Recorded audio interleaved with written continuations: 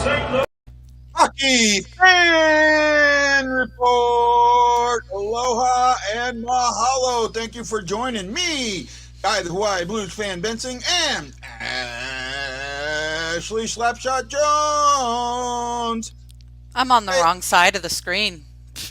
oh, well, we can fix that. That's There we go. better. I just put you in first, that's all. So, hey, how are you doing today, Ashley? I'm doing good. How are you? Not bad. So, you broken your arm like 7, 8 times, right? Yeah. So you know when the weather takes a drastic change, you get pains in certain areas, Yep. right? Well, the weather here is taking a very drastic change. Like it's been, we have a thunderstorm and a flash flood going on. So my hand all day has been like so if you see me Throbbing. wincing or whatever, don't, it's nothing. It's just what I got to deal with. But, it's nothing as bad as Philadelphia fans. Oh, yeah. Oh my goodness. I got to tell you, did you see what happened in Philadelphia today prior to the game? No, I did not. Oh, so one of the Colorado Avalanche was out there skating, and they had a bunch of police dogs on the ice. Mm-hmm. So he comes over to the police dogs, and the police dogs go to center ice, and one of them decided to tell the Philadelphia Flyers what he thought of them and took a crap right at center ice. That's awesome. Oh my goodness. Oh my goodness. Hey E, how you doing? Joshua, watching the Bills and the Pats. I can't watch football anymore. I can't get into it. I don't even get into the Super Bowl. Right? Well, my brothers are really big into it. So I've been following the Packers because my brother that passed was a huge Packers fan and I don't have a team. So I've been following them, but I can't watch a game. It's just not it's not my thing. Yeah, no, so I grew up in the 70s, right? 70s, early 80s. So I remember the football Cardinals, right? And I followed them. I even followed them when they moved. And I followed them some when the Rams were there because I on ESPN, I had them both linked as my teams. And I'm glad that they're doing well. But, since Kurt Warner left them, it's not, that was kind of why I followed them then because they had Kurt Warner, and I'm always going to be a Kurt Warner fan. In fact, I'm waiting for Christmas Day. Yeah, that movie. But I might not go Christmas Day because, it'll be a madhouse. well, it's not that. It won't be here. In St. Louis it will be, but not here. But the problem is that I'm not in the Christian religion, and that's a real hard movie. It's going to be a very Christian-based movie, and I know people that I might go see it with would be very offended by some of the things that would be in it, and that's not why I'm going. One of the reasons I'm going is I think somebody's playing Jim Thomas, right? I've never gotten it from him, but I'm pretty sure that at some point, somebody's going to be, in some way, shape, or form, reporters or things like that. And Jim Thomas was very close. I mean, he covered every Rams game when they were in St. Louis. Yeah. So he would have definitely covered the Warner story while he was in St. Louis, and that would have been a big part of it. So, and Jim Thomas is a big friend of the show, a friend of mine. So that would be there. But Philly is playing tonight against Colorado. It's not as bad as you think. Well, it's bad, but it's not as bad as you think. It's 5-3. I mean, they got trashed 7-1 yesterday. So 5-3 isn't as bad, but it's our former coach's first game. Right? Hey, Chris, how you doing? Mike Yo was promoted to interim coach. They fired Elian Voynot and another assistant coach, but they did not fire they didn't fire Yo and promoted Yo. Well, I mean, that kind of makes sense. Yo has head coaching experience. This team kind of needs a coach that's coached losing teams. Yeah. They really do, because they're not going to get anywhere. It's I think he will too. I think that he can make a turnaround because he learned what happened in St. Louis. My only problem with Yo right now is Yo's kind of a player's coach. And that might not be what those guys need. Or maybe it is exactly what they need. Yeah, I mean, Vognak, and I'm pronouncing it wrong, I know, has not been, that. He can be a tough coach, right? I posted something about an hour ago on my Facebook page. Did you get a chance to see that? No, I literally just got home from dashing about 10 minutes ago. Okay, I'm going to play this little clip, and please forgive me. It's about a 6-minute clip, and it deals with coaching. It is definitely something that was clickbait. However, I already knew this story a little bit, so it didn't completely surprise me, but there's some of it I didn't know that did surprise me. So, and I don't want to say what it is because I think that might take some of it away. Now I can't seem to find it. I know I put it on my page. Hold on. I think you sent it to me in Messenger. Yeah, but I also, here it is. I found it. Okay, I also knew I put it on my page. So I want to.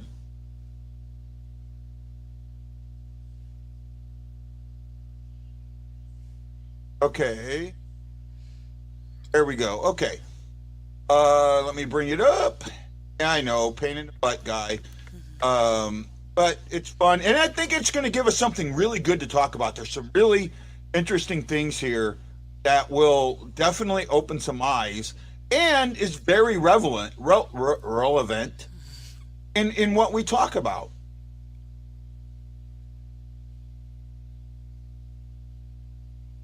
And let me get the right tab.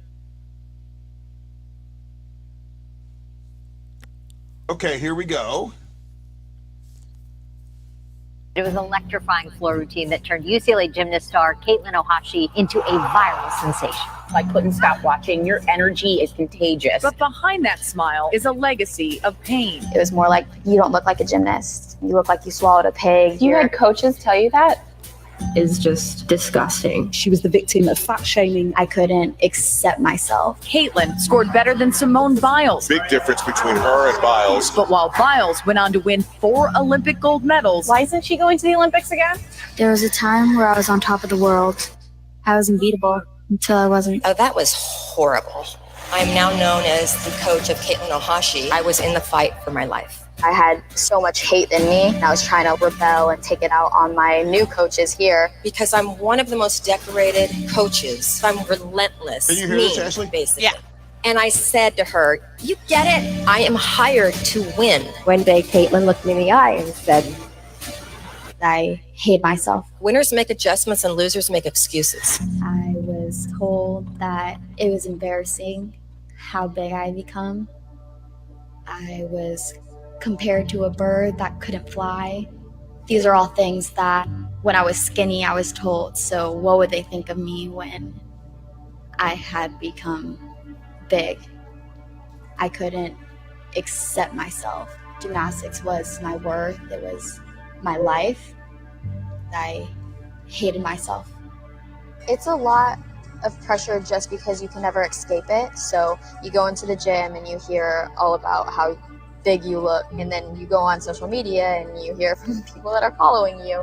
So you don't really ever escape it. And then even when you look in the mirror, because you've heard it so much, you start believing it. It was more like, don't eat, you look like an elephant, you look like you swallowed a pig. you had coaches tell you that? Yeah, I did. The athletic director calls me in her office and says, we're going to make a change with our head coach, and we would like for you to be the new head coach. I don't know the first thing about gymnastics. I'm like, can I get any more? She goes, no, just go figure it out. How am I supposed to lead one of the premier programs in the country? I did what I thought was the very, very smart thing to do. In my mind, a coach was tough talking, relentless, snarky at times, no gray area, black and white, mean, basically. So I learned to say things like, winners make adjustments and losers make excuses.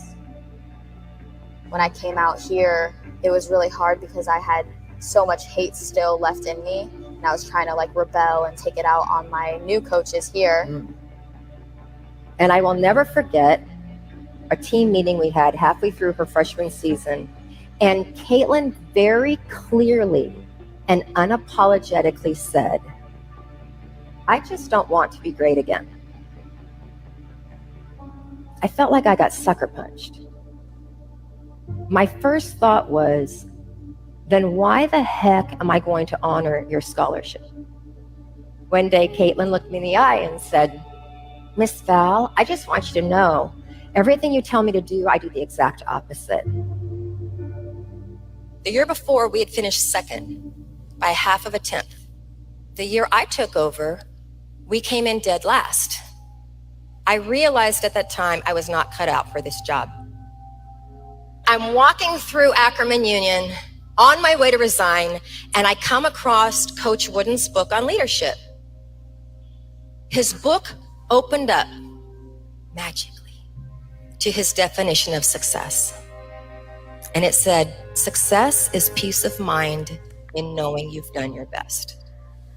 Coach Wooden was hailed as the greatest coach that ever lived. I am a coach.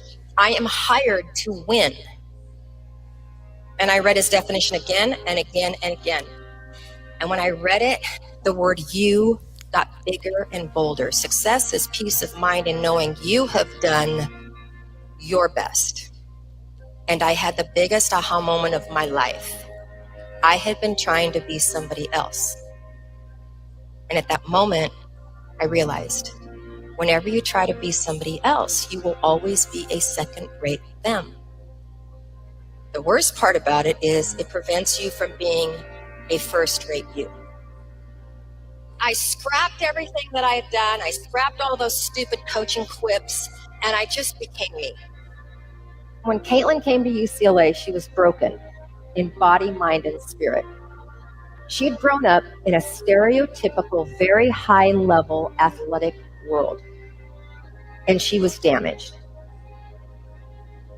She was like, "When was the last time you have been happy in the sport?" I was like, "I honestly don't remember. It was probably when I was 11 years old, before I ever turned elite." Caitlin didn't hate gymnastics. Caitlin hated everything associated with being great. Caitlin didn't want to be a winner because winning at all cost had cost her her joy. So I embarked on the painfully slow process of building trust and proving to her that first and foremost, I cared about her as a whole human being. What's that? Togetherness. This is what? Togetherness, bond, the fibers of the trampoline. This is brewing family, right?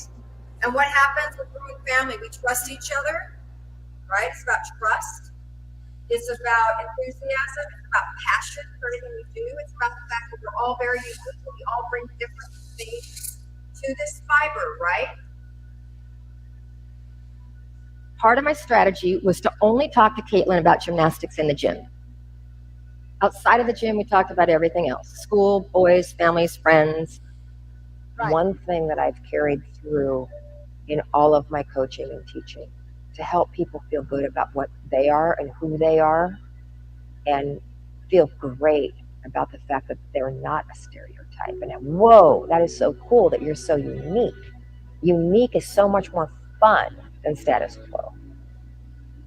I start with, I'm going to help you become the best person that you can be, and I'm going to help you become a champion in life.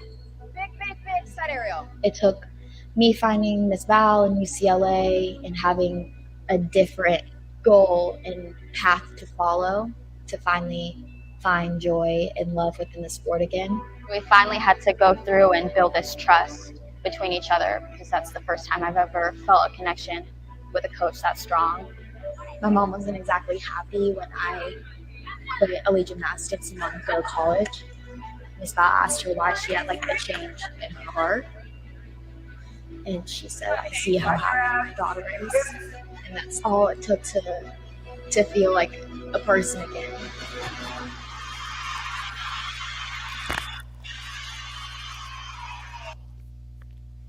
Okay, I'll play this next part. This next part went absolute viral. This was her last routine as a gymnast, and she put it all out there. Now, this is a girl that, and I didn't know all of this, but she basically, was ready to quit on life. And watch this next part, because I think if you haven't seen it before, you're going to be absolutely amazed.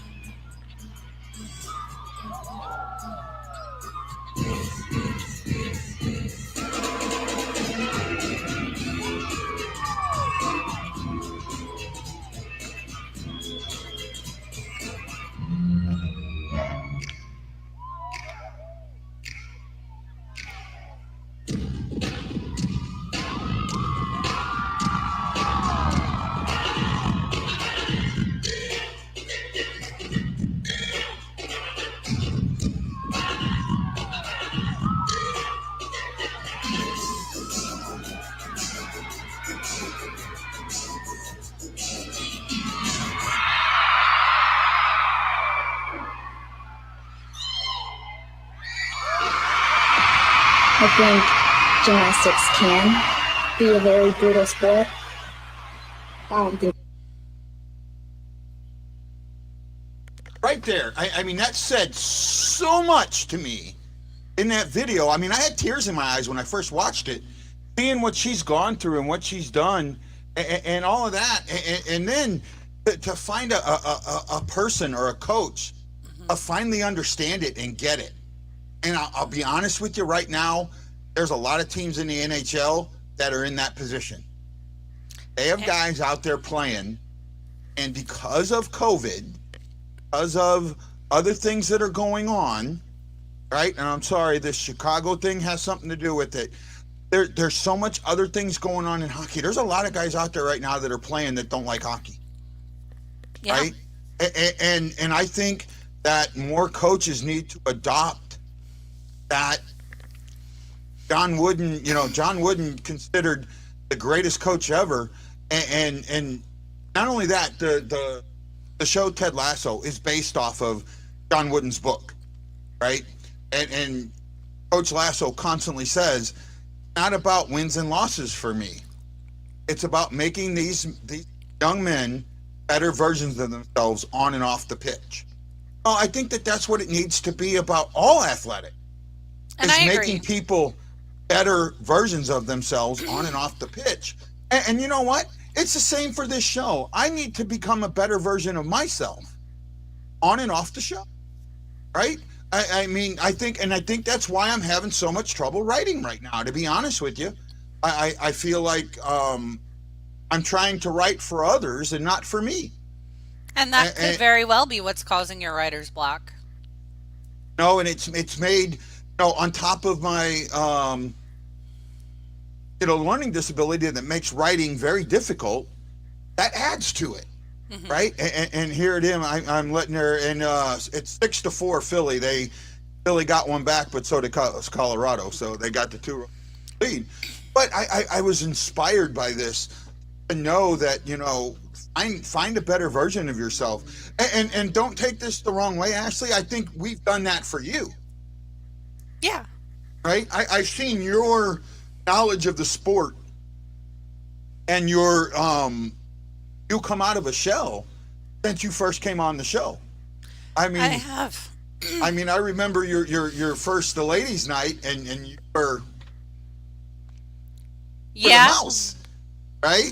But you've opened up since then, and you become, and there's been negative comments, you don't bring anything to the show. I don't bring anything to the show half the time, but we work well together, and that's what's important.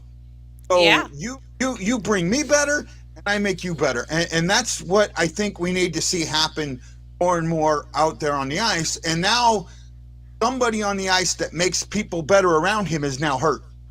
Apparently Robert Thomas has had a lingering injury that's been bothering him, and he's going to miss.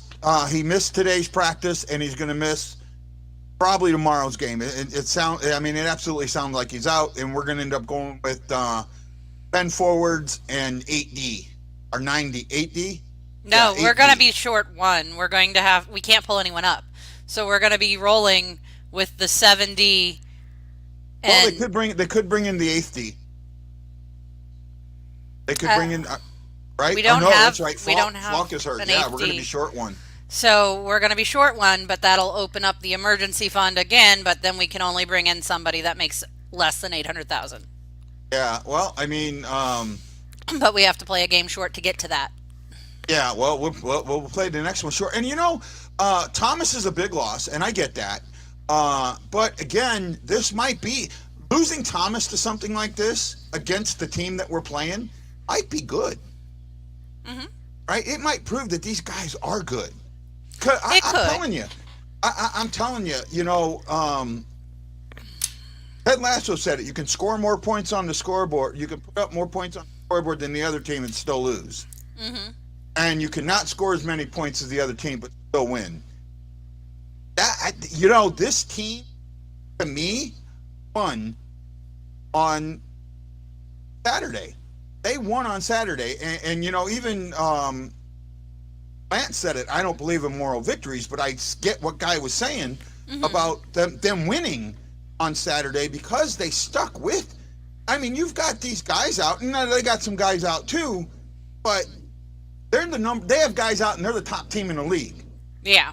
You have guys out, and you're not, and you stayed with them.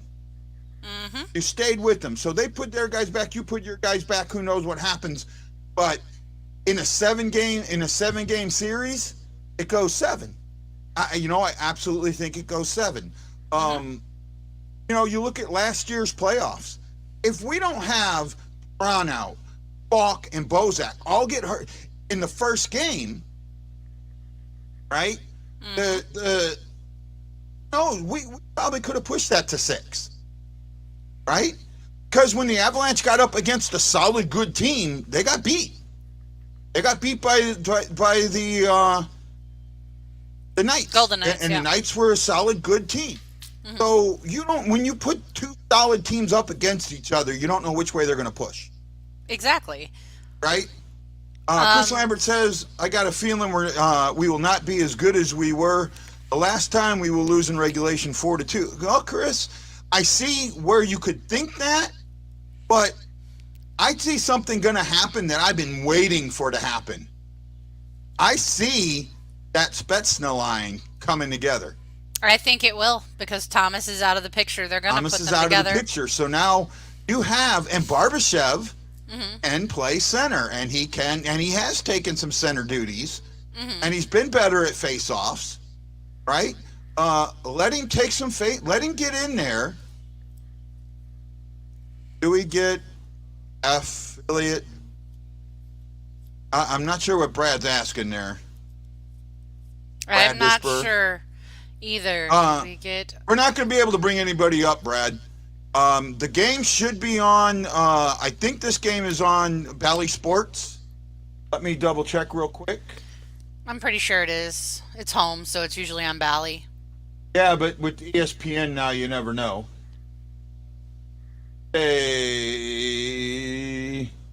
Yep, Bally Sports. So it'll be on Bally Sports. It will not be an ESPN Plus game, ESPN only. So it's on Bally Sports. You guys will all be able to watch it from their app or whatever, or it'll be on ESPN Plus. It will be on ESPN Plus, but not an ESPN Plus only. It's going to be you're going to be able to find the game in the St. Louis area and on ESPN Plus outside of the St. Louis area. So that's a good thing in my eyes. And Jose, that's what it's looking like, though. Berube was saying that Perron is close, so if he feels good, they might put him in, but I don't think that that's a good idea. If Perron is, if Perron is playable, let him play. Yeah, you can watch it on Hulu also if you have Hulu instead of ESPN Plus. They're basically, that's all Disney, that's all the Disney Corporation. ABC, Hulu, ESPN Plus are all owned by Disney. Yes, Darren Pang will be on tomorrow, so you'll get to hear Darren. I actually been watching, I have both. For part of the game, I'll watch it with our announcers, and then I'll go watch it on Center Ice, the other announcers. So I'm kind of getting both feels for it there. Sorry, my mic went out for a second.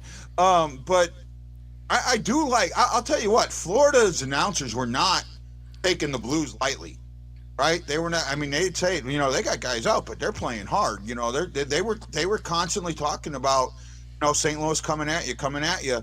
And then the other thing was Uso being in a shooting gallery, right? That wasn't, I'm sorry, that was impressive to me, right? And I know we blamed him in Toronto for goals, or in Tampa Bay for goals, but okay, that happens. Yeah, no. And it's not always, I get it's not always on him. I get it's a team effort, and there's other things that happen. But there are, if let's say in a weak win's on him, And yeah, but like I was saying with that fourth goal, you can look at it. That was a face-off we had to win, and we didn't win it. And our face-offs are getting progressively worse. Yeah, and I'll give you that. We did not well into face-offs there, and Ashley's already drinking her Smirnoff pink lemonade. Actually, no, this is a Mountain Dew. Mountain Dew. Okay. Chris got me hooked on the Mountain Dew watermelon. Thanks, Lambert. Lambert says career high 48 shots saved out of 52. Yeah, it was an amazing game. Right? He did play amazing, and that number's not right. That was 48 out of 51. Yeah. Because he only gave up 3 goals. The one he gave up in overtime doesn't count against him. Or not overtime in the shootout does not count against him. Yeah, we did talk about Mike Yeo a little bit. And I'm watching the game now. Philly's more competitive today than they were against Tampa. Tampa destroyed them, right? Yeah, I think Sonny just got the wind knocked out of him, right? Yeah. I just think Sonny got the wind knocked out of him because he came back into the game. I wouldn't try that one, bud. Yeah. I can do some Mountain Dew. I can do the Mountain Blast from Taco Bell. I don't like that one, but I prefer the regular. But whenever Chris and I worked together, he was always bringing me the new flavors of Mountain Dew to try. Yeah. So I like the watermelon, I like Code Red, and I forget some other punch one that he brought me that I liked. But I remember, and maybe I'm going to get this wrong, back in the 80s, I think it was called Slice, right? And it was like Sprite and Mountain Dew. It was orange. It was some other things. You can now get signed 2022 Winter Classic jerseys. I want one. Please, somebody help me. I'm poor. You're not the only one, Ryan. I am too. Yeah. But I will say this. You can still get a hold of Mike. If you go on my page and let me know you do it, because I haven't been checking it, we can still get you Winter Classic jerseys for a very, very good price. I got to get on there and change them. Let me double check with Mike today, and I'll bring it up tomorrow. He's got them in different sizes. I agree with Tanner on that one. Yep, Tanner Leanne, that it is absolutely can be, right? But Slice was good. I liked Slice as a kid. I guess now they're not even here in Hawaii. They're not allowed to have soda machines. They can only have fruit juices. Yeah. It wouldn't be a signed one, but it would be he's got, and don't quote me on these prices yet. I think they're $150 and $190, or $130 or $140 and $190, and that's the the lower prices for just the generic, and the higher prices for a name and number, and that's any name and number. You know, you can put your name on there or any of that. Surge, I remember Surge. What's up with Thomas? All we know is he's got a nagging lower body injury. To me, that's probably, and I don't know, I'm just speculating, a groin, right? That's more than likely a groin, because you can play through a groin. You could probably play through a strain, a muscle strain, to a point. But I'm watching his movement. He doesn't seem to be hampered in any of his movement, so it might be just sore muscles. You know, I don't know. He's done a good job playing through it. I think he's had one of his best years. I agree. He's right? off to He's a had phenomenal one of his start. best years. You know, and now Tarasenko is dealing with something too. A hammy, that's possible. Maybe, if you're a Ted Lasso fan, he tore his ass. Tore his upper butt muscle. Right? Tore his butt. When I played soccer, I played through muscle strains all the time. Well, you're a badass, Josh. I'm joking with you, Josh. Don't take it the wrong. You know, I have fun. Jose, are you doing the open mic tomorrow? I think I may. If you're doing it, I think I might do it. I think I might show up and try and do it. Do it again. I feel a little more confident. You know, I'm feeling a little more confident. The more you go, the more confidence you'll build, buddy. I'm telling you. Yeah, well, it was, the fact that I have a premise and it's something that you can work on. I've been working on it a little bit. Good. You know, I've been playing with it. You know, the mic, playing with walking up and looking around, saying, "Oh, I'm trying to see if I left my corpse up here the last time I was on stage." And then I don't have this set up. Right, that's kind of funny. Blues won the last time you were on stage on Tuesday. Just say it. Yeah, okay, there you go. To Blues win, I go on stage. No, actually, I think that you going on stage would bring them luck, is what he's implying. So if you agree to go on, they won Tuesday before I went on stage. Right, maybe. It was after the game that he called me and told me to go on stage. So, so we got to check that out. I think that they play a Tuesday. Yeah, they played a Tuesday game because I don't remember now.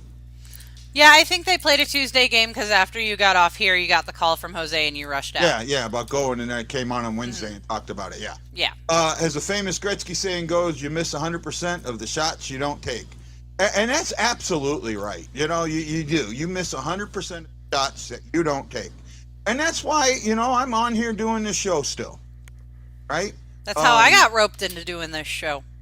Well, you know what? You didn't get roped into it. You were born for this, Ashley.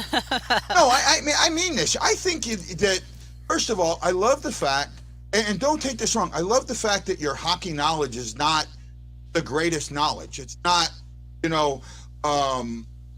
it's focalized. It's focused, right? You're more into the Blues and certain things, and you're more, now you're a bigger fan now than you have been before. And I like that because it gives us a chance to hear from different fans' perspectives, right? Sometimes I forget, and I mention stuff that a lot of people don't know. Yeah. Right? Well, like when I talk about the e-bug, how many people out there went, what? An e-bug? Right? A lot of people didn't know what an e-bug was. I'm surprised that I knew what an e-bug was. Right? I mean, not only that, when I talk about the cycle and how the cycle works, I mean, there's people out there that, like us, in the 80s, cycling was it. Yeah. In the 70s, oh my goodness. That's what the game was. You got down there and you moved the puck around. You opened up holes.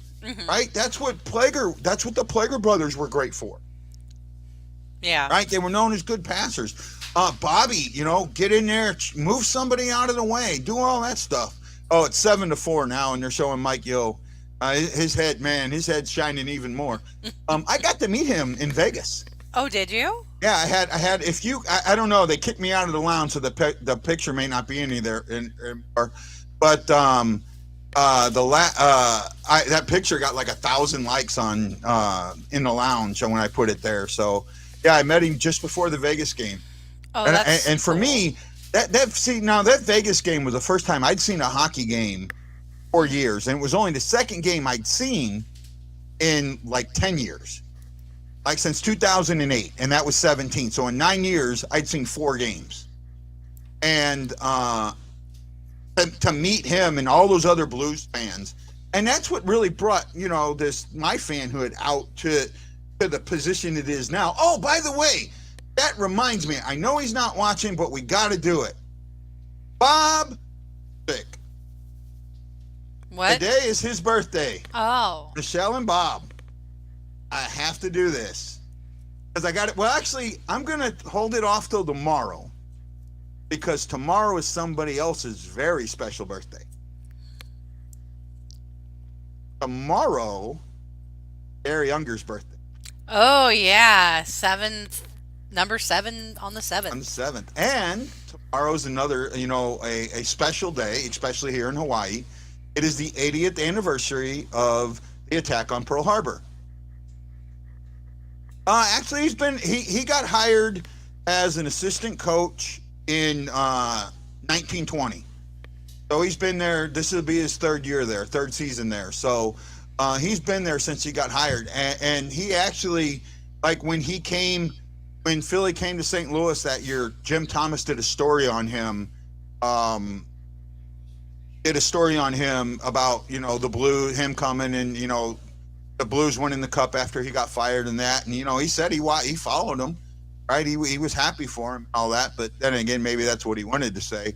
To me, Yo screwed himself in St. Louis. Okay. 2019. Sorry. The 1920 year. Okay, when I'm saying 1920, I'm saying the year 2019 to 2020. That's what that means. Not 1920. I think he's just remembering that last game that you were spouting off numbers. But I think it was the same thing. I was saying the year the season of 19 and 20, and it was coming out as 1920 the year. I think that's what's happening here. I get it now, E. So what I'm saying, when I say 19 and 20 like that, I'm talking about the season of 2019-2020. Yes, I seen you, Allie. That one was actually Addison. Oh, Addison. That's Come on, the middle Addie. one. Yes, this is the middle one. Hi, Addie. He's saying hi. All right, there we go. Can we get a Let's Go Blues? Hey, you want to give him a Let's Go Blues? Let's go Blues. Oh, yeah. Really, way to go. Yeah, so that's what now Allie's coming because she's jealous. Okay. Let's go Blues. We got to record that. Yeah. Oh, Ryan, that's a good question. What does a coaching change do to a locker room? It can do a couple of different things to a locker room, to be honest, right? I mean, it can bring a locker room together. It can tear one apart. One of the things, and what I was talking about earlier was part of that same thing. I see you back there. With Mike Yo, him coming in as the interim coach basically made Hitchcock a lame duck. And it also, it created a situation, and I think it started right around December. You could tell guys were questioning who they needed to listen to because you could see how confused they were out there. When Hitchcock was fired in February and Yo came in, he was able to right the ship a little bit, right? Well, see, but that's, I think that's a one-off or a 7-off. It only if it happened all the time, it would happen all the time. That's only happened 7 times in the history of the league in 100 years. 7% of the time, less than 7% of the time has that happened where a coaching change did that big of a flip, right? And a lot of times, and I will say the difference here is a lot of times those coaching changes, those teams had great expectations coming in. Mm-hmm. The Blues had good expectations, but they didn't have great expectations. Because you got to remember, they came off of a season in 2018, 2019. No, pardon me, 2017, 2018, where they lost, where they were the number one team in the league and missed the playoffs by a point. So there was some things that were going on in that locker room that never got fixed, even with the coaching change.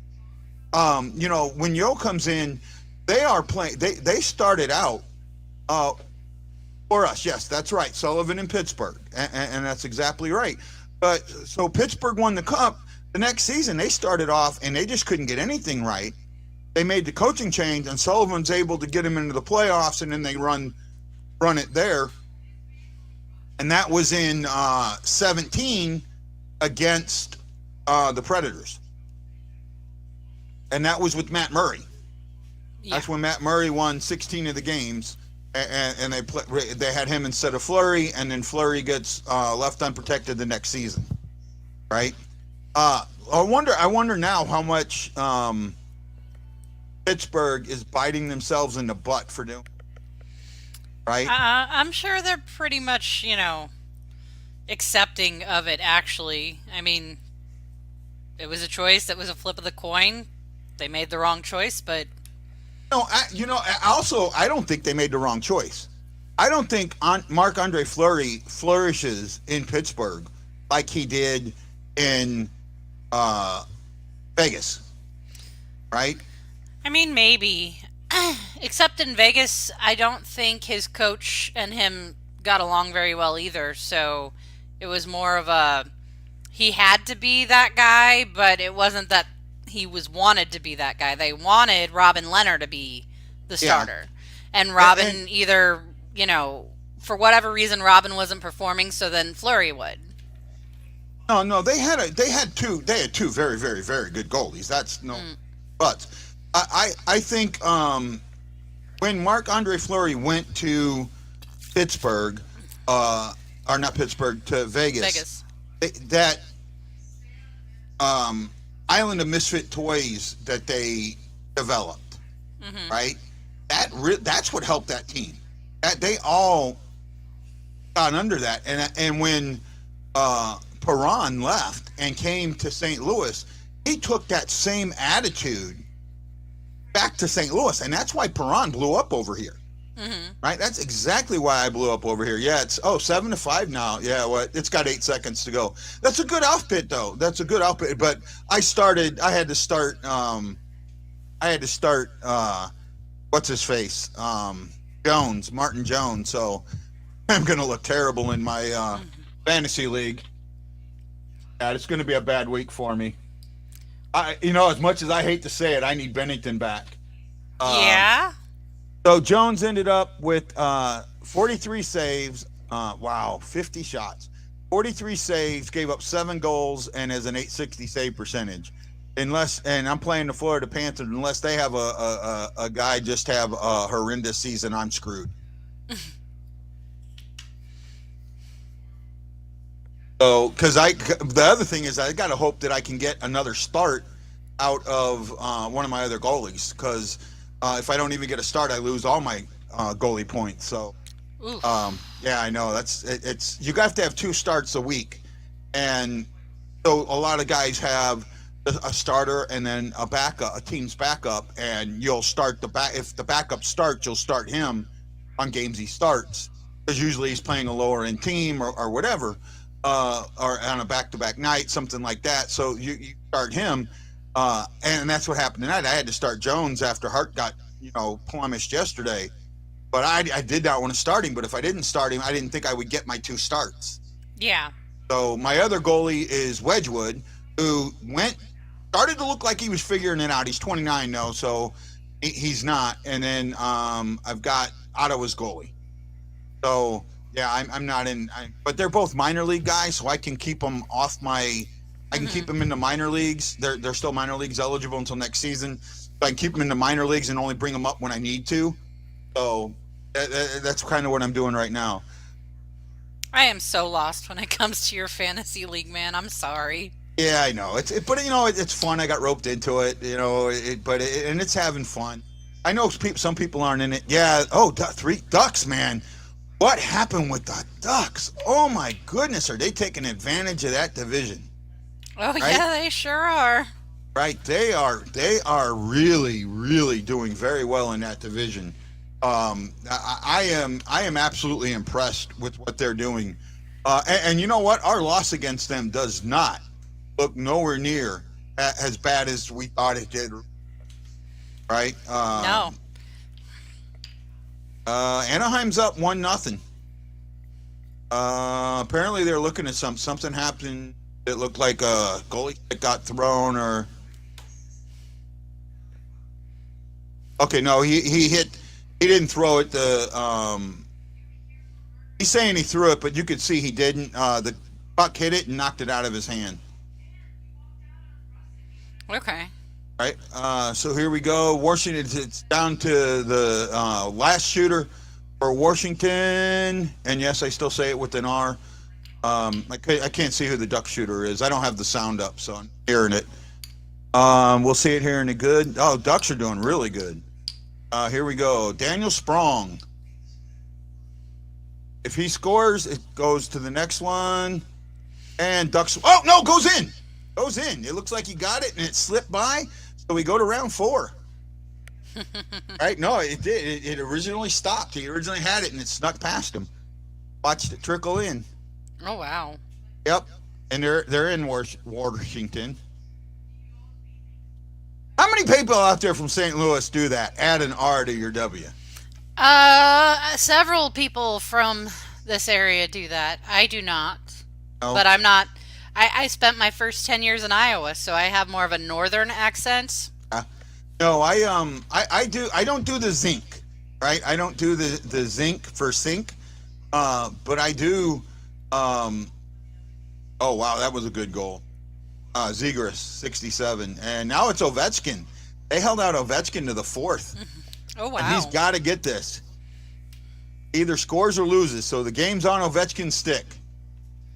He scored. Great backhander. No, you weren't stopping that. I know I put the R. I used to get crap for this all the time. Wash your clothes, Washington. I get crap at my work. They used to really give me crap for that. My grandmother said zinc all the time, and I didn't know what a zinc was. I guess Southern Missouri. That's more of a Southern Missouri thing. Mm-hmm. Here we go. It's going to be on maybe Oshie. Oshie would have already gone. That was Milano. They would put Oshie before Ovechkin? Yeah, I think. Well, Oshie is a shootout specialist. So you're almost always going to send him. John Carlson. Here we go. Carlson ends it. You say sandwich instead of sandwich too. Sometimes. I think that now that I picked up in the Navy. Mm-hmm. That I didn't pick up at home. I picked that up in the Navy. Sandwich I picked up in the Navy. That was, let's go get us some sandwiches. Right? Yeah. So so that's why I picked that one up. A lot of times the ships I were on, they would leave, especially if we were in bad weather, they would leave cold cuts and bread out. Right? They'd leave some bologna out, maybe some ham. Yeah, I do that. The ask instead of ask. I've caught myself doing that. They would leave cold cuts out, especially for the night guys, right? And if we were in bad weather, because guys, you would get guys that couldn't eat, right? And you could chase down a sandwich, pretty easily, and keep it down. The bread would help keep it down. So, crackers and bread in heavy seas. But I feel like today I need to be eating crackers and bread out here. Yep, I seen that. Caps won it 4-3 in the shootout, but the Ducks played a good game. They were ahead at a point. They were ahead 3-2, and the Caps tied it up late in the second, and it stayed there. So, hey, this is becoming an interesting hockey season, and I'm enjoying it. Right? I agree. Oh, I got to ask you. I haven't seen it yet, but did you see the first episode of Road to the Winter Classic? No, I did not. I know it's on YouTube, and I gotta go check it out. But I haven't seen it, and the reason I didn't originally watch it, I don't do any of those, but I was raised all over the place. Yeah, it's kind of more of a southern St. Louis thing. Yeah, you probably have more of the northern accent like I do, where I enunciate most of my consonants. Yeah, so yeah, the Wild are taking off. Not only that, it's Dallas. Talk about somebody who hit the nail on the head with Dallas. I nailed that. They're actually they're tied for second in points percentage. That's incredible. With Colorado, right? I didn't see them. Yeah, they're that goal. You have that many good goalies, and now they got Bishop, who's going to do a rehab start in the AHL. Oh my goodness! Right? Yeah. So Sam kind of like me grew up in the Florissant, North County area, and that's where I picked it up. Now my grandparents were more from Southern Missouri, so that's where they picked it up a lot. My grandmother used to tell me the story of my grandfather when he was a kid.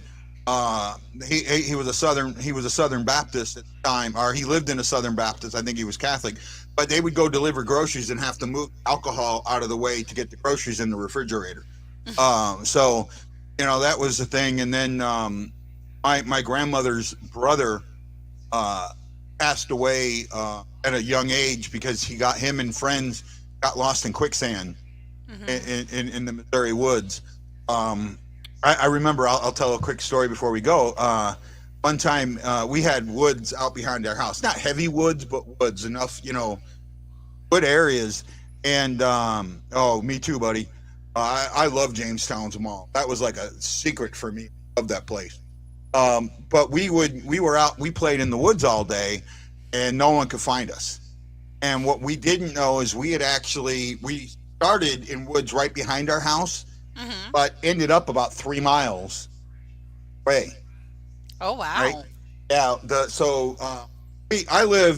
I lived right off of where 270 and 70 connect. Right. So between Dorset and McKelvey. Okay. Where I live, Dorset and the Rock Road. Yeah, I know where that is. You know that area of 270. I lived on the eastbound side. Okay. Going towards I-255 that way, right? Okay. So I lived on that, heading that way, and back there, I lived like right where McKelvey is. So like, that's halfway between Dorset and Rock Road, almost, because the way the Rock Road comes back, or the way 270 loops around to the Rock Road. So I lived there, and we ended up in woods closer to maybe 3 miles in, maybe 1.5 miles down. We lived in the woods where now the Maryland Heights Community Center. Okay. Right? That was at one time, that was all woods, so it became a church. We ended up down there by the train tracks and didn't realize that we were down there. Well, that's kind of loose, watery area. And there had been some reports of possible quicksand in that area. So that was we got ourselves in a lot of trouble. I sure bet. Right? Yeah, we got ourselves in a lot. I bet that's where we found out the story about my grandmother's my great uncle, because we didn't know it. Used to be able to see where the Missouri and Mississippi rivers meet, Sunset Park. Yeah, I remember that. Not sure of the floods stopped that view. Haven't been there since my mom died. I'll tell you what's the big issue over there now is that Fox Creek. That's where the radium from the atomic bomb got put. The other one, so that's kind of an area. But like and I said this before. I don't know if you guys have heard me say it. Where Centene is now, the ice center. I used to fish right there. Oh wow, that's incredible. That used to be part of the Missouri River. right? Missouri River came down through that way. It came a lot closer than what it is now, right? When they went and built that casino, they took and pushed tons and tons of dirt out that way to solidify that, because when they originally built that casino was actually, the water ran you could feel, you were right where the casino is, where from between the hotel and the casino, there was a strip there. You could feel yourself walk over the river. River ran under the casino. Oh wow, that's incredible. Yeah, so I remember that. Now they've actually pushed the river back even further, but that river circled back around. There was almost an oxbow lake in that area, and that was all flood control. So that you could easily fish there and all that other stuff. You know, I used to love going catfishing. Right? Yeah, I bet. My brother loves to go catfishing, but they're more Mississippi because it's up in Iowa, and I think they have a river up there that I can't even pronounce. They call it the Wapsie, but there's some good. One of my favorite memories as a kid. Oh man, this show is really the St. Louis City Zoo. And I don't remember if it was in their children's zoo or if it was in their aquatic sense area. Used to have a 75-pound channel cat that came out of and I'm pretty sure it was in the children's zoo, which they closed, but it came out. That is how they passed the whole casino must be on a boat law. Yeah, that's right. They had a 75-pound channel cat that came out of the Mississippi. That got donated that came out and they donated it to the. So I used to love going. I used to sit there and watch that thing. It never moved. It never moved. It just sat there, waved its tail. It just waited for something to come by. Yeah. So that's some of my memories. Are you ready for tomorrow's game? Absolutely, but I want to address what Joshua Ian said. No, we don't need the schedule to be in our favor. We just need the COVID bug to leave. Okay. So you've got a couple of. You've got Detroit coming in, and I think we got Detroit. It's either Detroit. The Ducks are coming. I forget who else. I know we have a lighter schedule coming up. We have Montreal coming right after this. Montreal. Now Detroit is on a 5-game winning streak. So you know they're starting to put it together, and I said that before. Then we have the Ducks coming in, but the Ducks are putting it together. It's not necessarily the schedule. Excuse me. My GERD is really kicking up on me.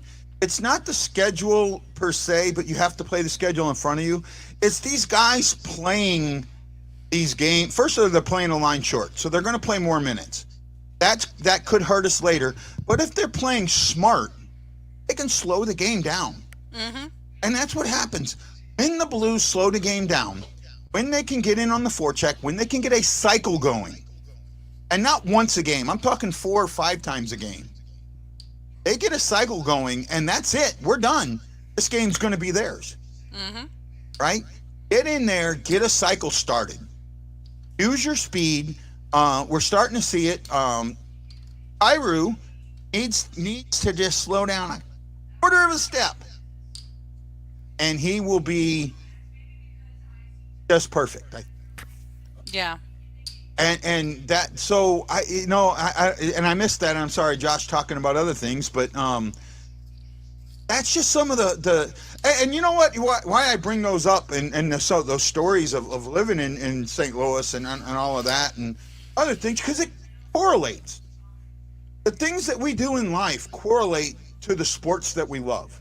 Exactly. Right? And that's important to me. I connect my Navy days. The only thing with the shortened roster is seeing Joshua get some good playing minutes. Not just him, Brown. Brown has been phenomenal, and they've been really good together. Like, they have chemistry. Yes, they do have some chemistry, and I think they got it. Well, they got it playing in Springfield. Yeah. And it's continuing here when they're getting the good minutes. And you give them, and you're right, Sam, we can't let 52 shots again. That's absolutely. But here's the thing. Or to take shots. They're going to take shots. We just got to make them take shots from outside the house, not inside the house. Exactly. We need to keep them to the corners and not give them high opportunity chances. Oh, yeah. And I think if we start doing that, we're going to see much better play tomorrow. I don't see things. Tonight's low will be 23. You know, I absolutely miss that. I really do. I do miss the cold. I would have a trouble with it because I haven't been used to it. Pins at Kraken just starting that. The Kraken are starting to put something together, and the Pins are not sure what they're doing yet. Wouldn't mind if O'Reilly getting between. You know, that might not be a bad shift or two. And let's not and not let a goal bounce off the sidewall and in between the legs. You know, that's just one of them freak ones that happens. You're going to get 1 to 5 of those every season. Exactly. Right. I remember the one Allen had.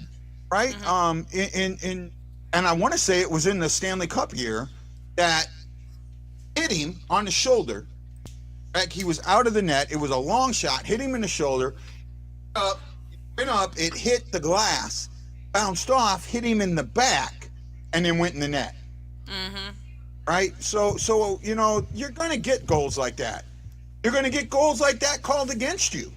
The one we had where it was not Bortuzzo, Bomeister fired the puck in. It hit the ref in the nuts. No nice way to say it. They hit him dead center, right? Came over. Now, I still dispute this. To me, it should have been a goal. Longo, who's no longer in the league, he's actually working for Team Canada, reaches down, tries to, play the puck. The puck hits his glove, hits the post, hits his skate, and then goes in the net. To me, that was no longer off the referee. No, it wasn't. The second Longo touched it, right? And here's the thing that I when I did a show about this, I remember the show. I showed it. If he doesn't touch it, the puck goes straight through the crease and doesn't go in the net. Yeah. Right? It's the fact that he touched it that puts it in the net. Right? Yeah, Benny did make up for it afterwards. And I got to tell you, I did like his comment. Right? Talking about the crowd getting on him. Yeah. Right? I liked that the crowd got on me. Actually, I think Tanner was at that game. Was Tanner at that game? Yeah, I think Tanner was at that game. Right? Yeah, I remember getting a message saying you won't believe what just happened. Yeah, I was at that game, and then I remember going back and watching it and being upset because I heard it on the radio because I was driving then, and I went back and watched it, and I was so upset because to me it was a goal because it was no longer off of the. No, it wasn't off the referee. It was off of Longo. Right? He misplayed that puck, and that's on. I'm sorry, that's on him. That's got to be considered a goal in my eyes, but. That is what it is. So you're going to get stuff like that. You've got to play through. Got to play through it, and that's what they did. And I think that's what's important is how they played through it. Exactly. Excuse me. Well, good show. Yeah, it was a lot of fun. You got your co-host with you. Yes, I do. I didn't see what she mouthed right now. She was saying it was a long show. She's waiting for me to take her to the store. Oh, okay. I'm sorry. Yell at me later. Okay, everybody. Thank you so much for joining us. This is Guy, the Hawaii Blues fan, and Ashley Slapshot Jones saying aloha, mahalo, and we'll see you tomorrow on the pregame show. Have a good night because you got to know we're bleeding blue with you.